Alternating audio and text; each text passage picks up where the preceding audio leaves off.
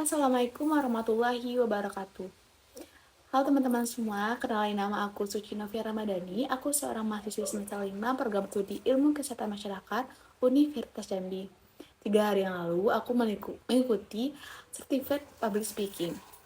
Perkuliahan adalah fase yang begitu istimewa pada setiap individu. Ini adalah saat dimana kita merangkai, mencapai suatu kebebasan untuk mengeksplorasi minat yang kita miliki, mengasah kemampuan dan merancang masa depan. Namun di balik keindahan tersebut, perkuliahan juga penuh dengan tantangan dan godaan. Nah, apa sih tantangan dan godaan dalam perkuliahan? Dari cerita aku pribadi, tantangannya itu apa ya? Aku kan seorang mahasiswa perantau, jadi aku kadang ngerasa ada tantangan di lingkungan tempat tinggal, karena kan aku merantau ke daerah ini.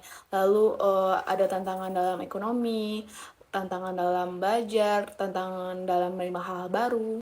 Dengan hambatan dan tantangan yang aku miliki, aku bisa mengendalikannya dengan melakukan hal-hal positif seperti aku mengikuti organisasi kampus, lalu aku berolahraga pada sore hari. Nah, dengan hal tersebut aku bisa tuh kayak biasanya yang kalau di rumah itu kan rame, lalu kalau di kos itu kesepian, sunyi, sendirian. Nah, dengan mengikuti hal-hal positif, aku bisa mengurangi kayak beban-beban yang ada di kepala aku. Kayak yang tadinya aku merasa kesepian di kos, kayak dengan aku melakukan olahraga atau mengikuti kegiatan-kegiatan kampus, aku bisa mengurangi atau menghapus rasa kesepian atau kesedihan yang aku miliki.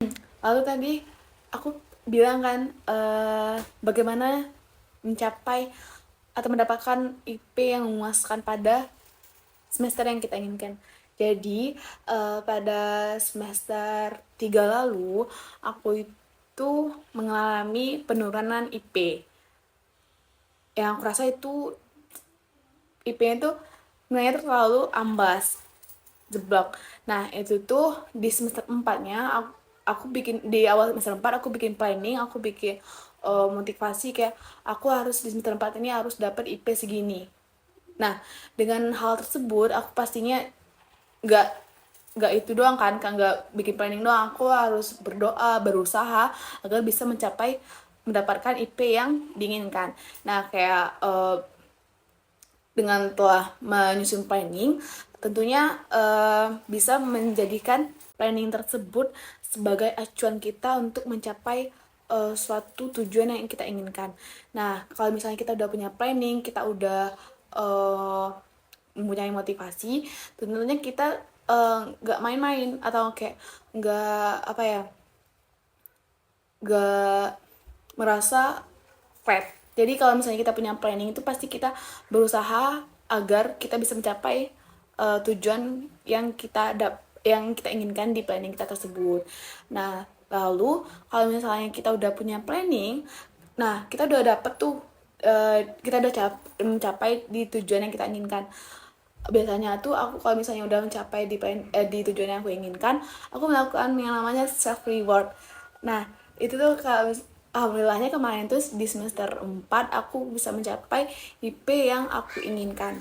Nah, dengan adanya self reward atau yang namanya penghargaan bagi diri kita sendiri, itu bisa menjadikan diri kita sendiri merasa berharga dan merasa aku udah dapet nih hal yang aku inginkan, aku harus apa gitu. Kalau aku ya kayak melakukan, kalau misalnya udah sampai tujuan yang inginkan, kayak bisa belanja, shopping, atau beli es krim.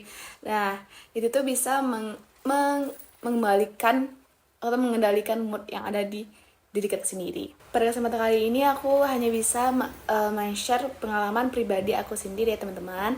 Mungkin itu saja yang dapat aku sampaikan pada kesempatan kali ini. Semoga kalian sehat selalu dan sukses selalu. Assalamualaikum warahmatullahi wabarakatuh.